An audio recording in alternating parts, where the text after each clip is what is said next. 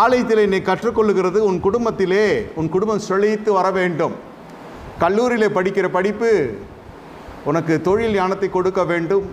இன்று யாரும் படித்த படிப்பிற்கு ஏற்றபடி வேலை செய்யவில்லை, அது வேறு விஷயம்.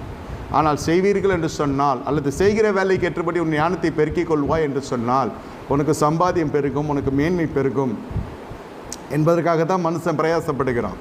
ஆனால் குடும்பத்தின் ஞானத்தை கற்றுக்கொள்ளுகிற இடம்தான் தேவாலயம் என்பதும், தேவாலயத்திலே இது போதிக்கப்பட வேண்டும் என்பதும் இரு சாராரும் மறந்து விடுகிறார்கள். தேவாலயத்திலே செய்கிற ஊழியம் செய்கிற ஆசாரர்களும் சரி, வந்து செல்கிற விசுவாசிகளும் சரி, இதிலிருந்து இந்த செய்தியிலிருந்து குடும்பத்தை எப்படி நடத்த வேண்டும் என்ற அந்த சாரம்சம் மறுதளிக்கப்படுகிறது மறைமுகமாக. மாறாக ஆலயத்துக்குள் எப்படி வர வேண்டும், ஆலயத்துக்குள் எப்படி உடுத்த வேண்டும், ஆலயத்திலே எப்படி நடக்க வேண்டும், ஆலயத்துக்கு எவ்வளோ கொடுக்க வேண்டும் என்று தான் கொடுக்கப்படுகிறது. இதனால் ஆலயத்திலே அவன் சத்திய கீர்த்தியாய் காணப்படுகிறான், வீட்டிலே அவன் ஒரு அணைந்து போன விளக்காய் காணப்படுகிறான், மங்கி